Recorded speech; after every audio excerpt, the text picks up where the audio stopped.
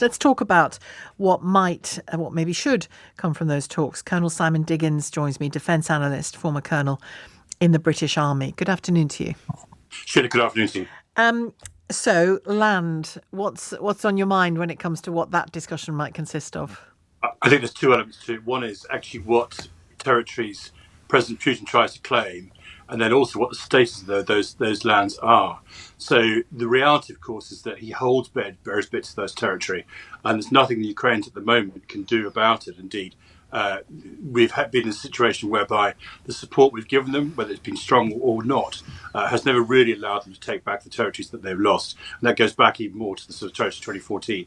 So I think we're ending kind of a messy kind of compromise. We'll end up with some territories held by Russia, probably on a kind of basis of they hold them, therefore we can't get rid of them, but no acknowledgement as of a legitimate right to take them. Putin, of course, will claim the opposite. In fact, he already has done so.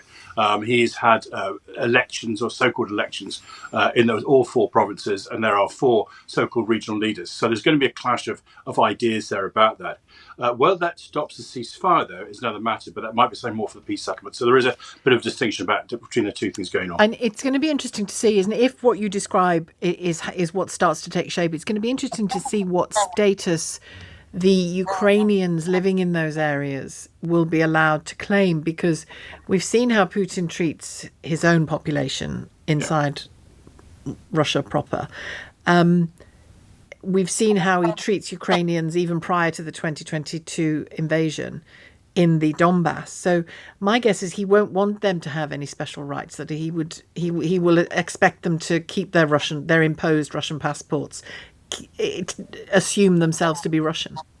I think that's right. I think that's one of the points. I mean, we know that he's kidnapped thousands of children. There is a kind of war crimes trial potentially pending for Putin for removing people from there. But you're right.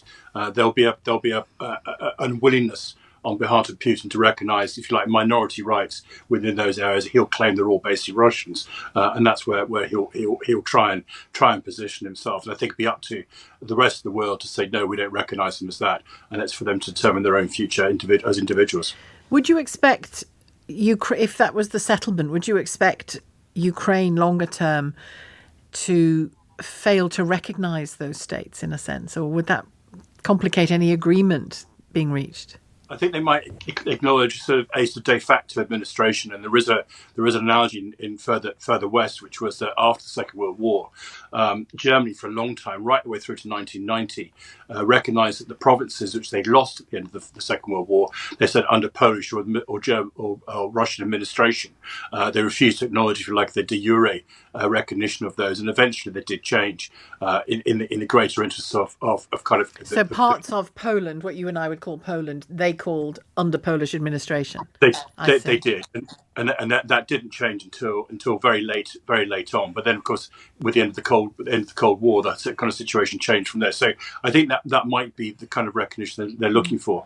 What Russia's also talking about is Ukraine being a neutral country, and of course they're used to that for many years. Finland was effectively unable to join Western alliances, even though otherwise it was very much a Western country, and Russia maintained, or the Soviet Union maintained, some rights over elements of the forge. We called it Finlandization during the Cold War. I think that's what they're looking for in terms of Ukraine as well. Finland is joining NATO, or it has joined NATO, yeah. And Finland has now joined NATO, recognising the kind of the horrors of Putin and his revanchist aggression. So absolutely. But you know, we've got onto that whole territory of future security here, haven't we? And that, I guess, is very much central to what. It is, because I think what's going on at absolutely. I think what they're doing at the moment is, you know, the immediate focus often is on the ceasefire, you know, and actually stopping the fighting. But actually, Putin's already, you know, one step ahead and talking about the future and what's beyond that ceasefire, and that's going to be the more problematic and the more difficult bit for it. And of course, that's the bit that also directly affects our country. Tomorrow, along with the meeting between Putin and President Trump, there's also a meeting of senior military leaders across Europe. All those people who are willing at the moment to join the coalition, they're willing. So that's another important meeting for tomorrow. It's been difficult, as you know, to get any proper sense of what's going on the front lines because there hasn't been much journalistic access and the like.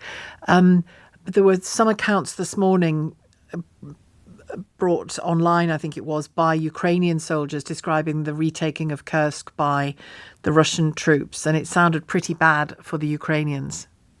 I think they're under significant pressure there. I've also heard from, I think, the Ukrainian military spokesman saying actually they're holding, and that the line that was put out by President Putin, which was then unfortunately echoed, but not for the first time, by President Trump, that they're all about to be surrounded, and it's kind of surrender or die.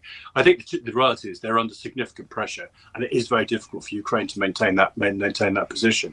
But clearly, Ukraine is going to try and do so, up to including the whatever's going to happen in terms of the ceasefire, and then hope that will then become part of the kind of bargaining chips for the future. And how worried should we in Europe be about not being involved in these talks? Is the most important element here Trump and Putin being able to speak usefully to one another, and everything else comes after that? I think in the sense of how to get a ceasefire, the probably answer is yes. In terms of the peace settlement, we are very much involved in it. But the reason I say yes in terms of the ceasefire is it's sort of a position from the Russian perspective. What Russia wants out of this is a kind of recognition they are a great power still. And the fact their economy is tanking and is about to get much significantly worse is neither here nor there. The one thing they have still got is the military, but the one thing they desire the whole time is a sense of respect. And if you're President Status, Putin, yeah. Respect and status, absolutely. And there can be no greater respect or status if you, President Putin, have direct negotiations with President Trump, the most senior leader of the West. So that's why I think this meeting is important.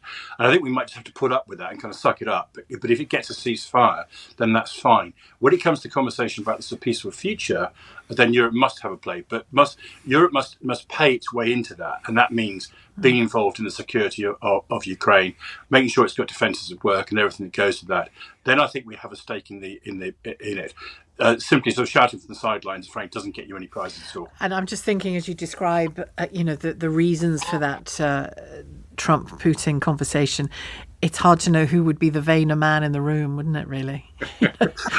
I'm just thinking, the idea that... I think the orange man wins hands down. Oh, do you? See, I was going to choose the other one. I was thinking he's had a fair more facial fillers, they're called, aren't they, than Trump. But I don't know, you just wonder, don't you, that if Trump is prepared to, speak to this, supposedly lesser leader in order to get what they need to get so he can get his Peace Prize, I suppose. But there's probably not much between it, is there, on the vanity-ometer? No, I think you're right. I mean, I did see one thing. I think it was a year or so ago when President Putin appeared in public, and they did a costing of the fashion items he was wearing. He's wearing about as much clothes as Keir Starmer has been seen wearing. Tens of £1,000s worth of clobber. Oh, so okay. Vanity in our national leaders are, I think, is a big issue. Yeah. Okay. I'll leave that one there. Thank you very much. Good to talk to you, Colonel Simon Diggins, Defence Analyst, former Colonel in the British Army.